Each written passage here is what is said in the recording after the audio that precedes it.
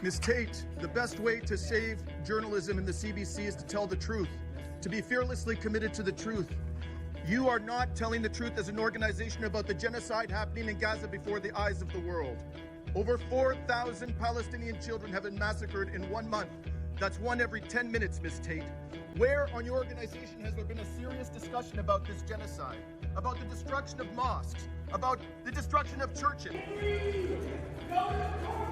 Your state is a terrorist state, Secretary Blinken. You're leading our country to nuclear war. You're arming neo-Nazis in Ukraine. We're going to nuclear war because of you. You're endangering the future of our children. You're a disgrace. You have no right to lecture anybody about democracy. No more war. No more war. You're a warmonger. You protect war criminals. You facilitate state terrorism. Shame on you, Secretary Blinken. You're a disgrace. An absolute disgrace. Prime Minister, why won't you stand with the women of Gaza on this day of remembrance, sir? Why won't you stand with the girls of Gaza? This is not the place. Thousands of girls have been massacred. Excuse me. Stand down. Dimitri, stand down. Stand down. So why not stand for the women of Gaza?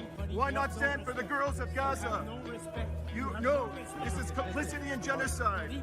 Complicity in genocide. That's what this is. We stand for all women, all girls. Minister Guilbeault, why does your government support Israeli apartheid and genocide, sir? Why won't they let me photograph you when I'm asking you a hard question, sir? Can't you answer hard? Please get your hands off me. I'm a lawyer. You have no right to touch me. You have your hands off. You're blocking my path. Please get out of my way. I'm a journalist. I want to ask a question. Does this minister not have to answer tough questions about human rights abuses? About a genocide? About apartheid? Does he get away with not having to answer questions about the worst crime against humanity that anybody can commit and his government's support for this heinous regime? Is this what you call democracy and free speech? Mr. Housefather, do you agree with Israel's defense minister that Palestinians are human animals? Please, that's a horrible statement. Why would you even ask me that? Do you disagree? Of course I disagree. What Okay. a horrible statement. Do you agree with Israel's... Why are you... This is a day where we're remembering the dead Canadian soldiers. I'm remembering the dead Palestinian children. They're victims of a war. 4,400 Palestinian children, sir. What about the Isaac Herzog? What about him saying that all the people in Gaza, including 1 million children, are responsible for the acts of Hamas? What about that? Do you agree with that? Do you agree with the Heritage Minister that there are no non-combatants in Gaza and they should nuke it, that that's an option, nuking it? It is now universally acknowledged in the human rights community that Israel's an apartheid state. You support Israel by trading in arms. Sir, I'm gonna ask you to leave. Okay. Human Rights Watch, Amnesty International, the UN Human Rights Council, and Israeli Human Rights Group. You are an ardent supporter of Israeli apartheid, and you have the audacity to come here today and talk to us about principle and talk to us about repression. Have you no shame, sir? There is no way in which you do not support Israeli apartheid, Mr. Ray. Minister Sejan, in your speech, you mentioned the illegality of the Russian invasion, sir. We all know that the invasion of Iraq was illegal. What steps has your government taken to hold American war criminals accountable?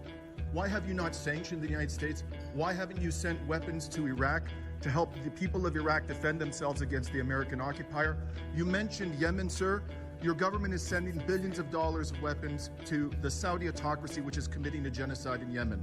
How can you expect to have moral authority on the international stage with this hypocrisy? Selfies cannot conceal your complicity in genocide, Mr. Trudeau. No amount of selfies can conceal your complicity, sir. There is mass murder happening in Yemen.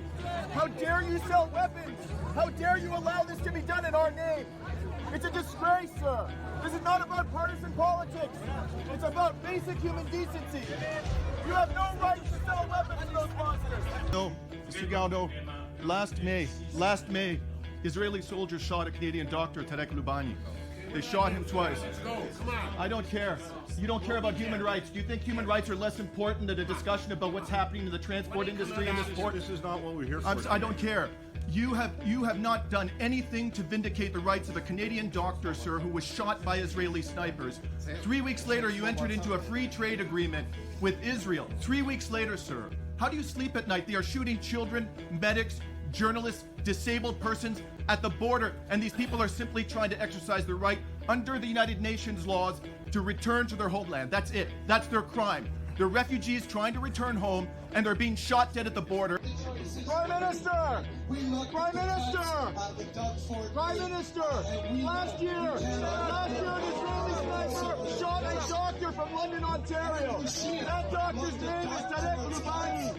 You opposed a UN investigation into the shooting of Tarek Lubani. You did a trade deal with Israel 2 weeks later. You claim to be committed to a rule of international order.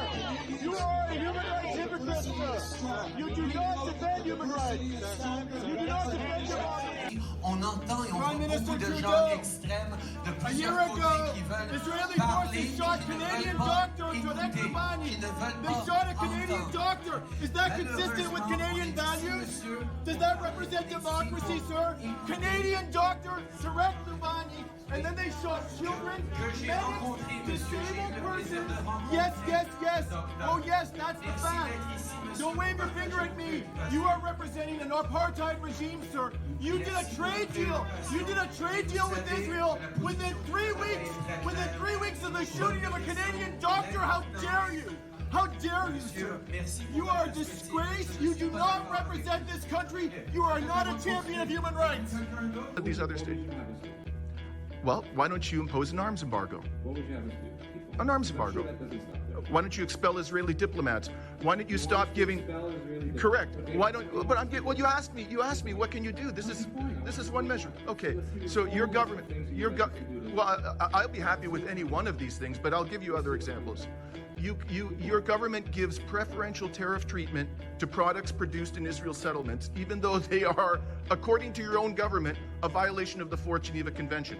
Why don't you stop giving them preferential tariff treatment? Your government allows these products to bear product of Israel labels. I've been litigating a case for 5 years against your government that insists that they should be able to use product of Israel labels, even though your government admits the settlements. Brave individuals on the front lines of this struggle. Let me begin by saying how profoundly grateful and touched I am. It's like I'm back at the United Nations.